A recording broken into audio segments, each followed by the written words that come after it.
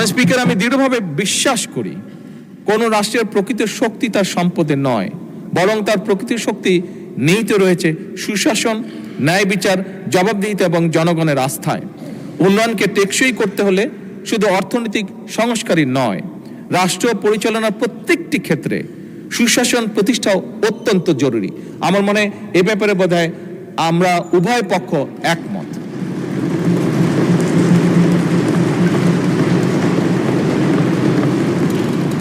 এবং এর পাশাপাশি জনগণ একটি ন্যায়ভিত্তিক রাষ্ট্র চায়। মাননীয় স্পিকার, এটি একটি মানুষের চাওয়া। এখন স্বচ্ছ এবং জবাবদিহিমূলক সরকার এবং প্রশাসন চায়। বর্তমান সরকার জনগণের সেই আকাঙ্ক্ষা পূরণে আমি মনে করি শুধু বর্তমান সরকারে নয়, বরং আমি মনে করি এই পুরা সংসদ জনগণের সেই আকাঙ্ক্ষা পূরণে একসাথে থেকে কাজ করতে অঙ্গীকারবদ্ধ। শাসক অবস্থান থেকে মাননীয় স্পিকার, গণতন্ত্র, আইনের শাসন এবং মানবাধিকার রক্ষার অন্যতম পূর্ব শর্ত বিচার বিভাগের স্বাধীনতা এবং ন্যায় বিচার মানুষের দোরগোড়ায় পৌঁছে দেওয়া। সেই লক্ষ্যে ইতিমধ্যেই আমরা সাবেক প্রধানমন্ত্রী মরহুমা বেগম খালেদা জিয়া সরকারের নেওয়া লিগ্যাল এইড কর্মসূচির ব্যাপক বিস্তার ঘটিয়েছি। গত বছরের তুলনায় এবারে বাজেটে বিচার বিভাগের জন্য বরাদ্দ বাড়ানো হয়েছে। একই সঙ্গে মাননীয় স্পিকার, এই সংসদে আমি বিচারকদের আবাসন সমস্যার সমাধান, গবেষণা এবং আদালত ভবনের যে সংকট রয়েছে এইটা নিরসনের জন্য, বিচার বিভাগের সার্বিক উন্নয়নের জন্য আমি সুপ্রিম কোর্টে আরো 100 এবং আইন মন্ত্রণালয়কে আরো 500 কোটি অতিরিক্ত বরাদ্দ দেওয়ার জন্য মাননীয় অর্থ পরিকল্পনা মন্ত্রীকে অনুরোধ জানাচ্ছি। মাননীয় স্পিকার, একটি গণতান্ত্রিক রাষ্ট্র ব্যবস্থায় দক্ষ, সৎ এবং পেশাদার জনপ্রশাসনের কোনোই বিকল্প নেই।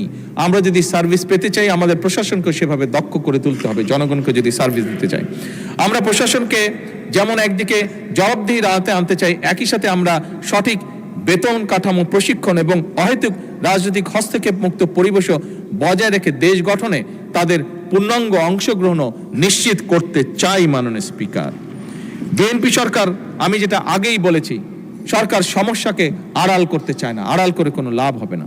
আমরা জনগণের কাছে স্বচ্ছতার সঙ্গে অঙ্গীকার করতে চাই যে 1.5 দশকেরও বেশি সময় ধরে যে গভীর দুর্নীতি, অনাচার এবং অনিয়ম আমাদের অর্থনীতিকে পঙ্গু করে দিয়েছে, সেই অবস্থার উত্তরণ ঘটিয়ে তা আমরা জনগণের কাছে অঙ্গীকারবদ্ধ। জনগণের প্রত্যাশা, আমাদের প্রতি জনগণের প্রত্যাশা অপরিসীম।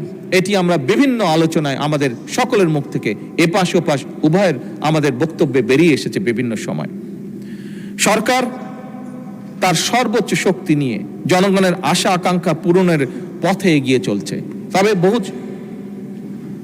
কঠিন একটি পথ এটি। বাংলাদেশের মানুষ, আমরা প্রত্যেকে গ্রামে গঞ্জে ঘোরা মানুষ, মানুষের সাথে উঠা বসা করা মানুষ। আমরা বাংলাদেশের মানুষ পরিশ্রমী মানুষ, যা আমরা স্বচক্ষে দেখেছি। তরুণ সমাজ মেধাবী, আমাদের কৃষক উৎপাদনশীল, প্রবাসীরা দেশপ্রেমিক এবং আমাদের উদ্যোক্তারা সম্ভাবনাময়। সুতরাং মাননীয় স্পিকার, আমাদের ঘুরে দাঁড়ানো ছাড়া কোনোই বিকল্প নেই।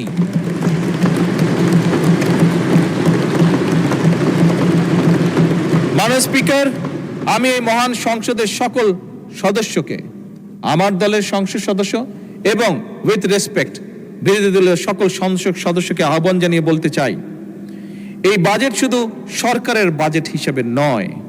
আসুন আমরা সকলে এই বাজেটকে একটি জাতি পুনর্গঠনের বাজেট হিসেবে দেখার চেষ্টা করি। মাননীয় বিরোধী দলের নেতা বলেছেন, আমিও বলেছি, ওনার সাথে সম্পূর্ণ একমত রেখে আমি বলতে চাই, আমাদের মধ্যে মতভেদ থাকতেই পারে, কিন্তু দেশের অর্থনীতি পুনরুদ্ধার, জনগণের কষ্ট লাঘব, আর্থিক খাতে শৃঙ্খলা প্রতিষ্ঠা, আস্থা ফেরানো, কৃষক, শ্রমিক, তরুণ, নারী, প্রবাসী উদ্যোক্তাদের জন্য সৃষ্টি তৈরি এবং গণতান্ত্রিক প্রতিষ্ঠান শক্তিশালী করার প্রশ্নে আমরা সকলে ইনশাল্লাহ ঐক্যবদ্ধ থাকব। এই বাংলাদেশে যাতে আর কোনো ফ্যাসিবাদ, স্বৈরাচার কায়েম হতে না পারে, এই বাংলাদেশকে যাতে আর কেউ তাদের তাবেদার রাষ্ট্র বানাতে না পারে, এই হোক আমাদের আজকের প্রত্যয়।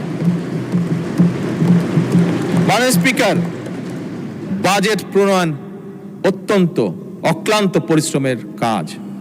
আমি অক্লান্ত পরিশ্রমের জন্য আমি মাননীয় অর্থ পরিকল্পনা মন্ত্রীকে আমার এবং আমার সকল সদস্যের পক্ষ থেকে সহকর্মীর পক্ষ থেকে আন্তরিক ধন্যবাদ জানাতে চাই। আমি ধন্যবাদ জানাতে চাই অর্থ বিভাগ, জাতীয় রাজস্ব বোর্ড, অর্থনৈতিক সম্পর্ক বিভাগ, আর্থিক প্রতিষ্ঠান বিভাগ, পরিকল্পনা মন্ত্রণালয়, বাংলাদেশ ব্যাংক, সংশ্লিষ্ট সকল মন্ত্রণালয় এবং বিভাগের কর্মকর্তা এবং কর্মচারীদেরকে আন্তরিক ধন্যবাদ জানাতে চাই। বাজেট প্রস্তুত, মুদ্রণ, উপস্থাপন ও সংসদীয় কার্যক্রমে সহযোগিতার জন্য জাতীয় সংসদ সচিবালয়, বিজি প্রেস এবং গণমাধ্যম কর্মী যারা দীর্ঘদিন ধরে বাজেট অধিবেশন কভার করছেন তাদেরকে আমি আন্তরিক ধন্যবাদ জানাই।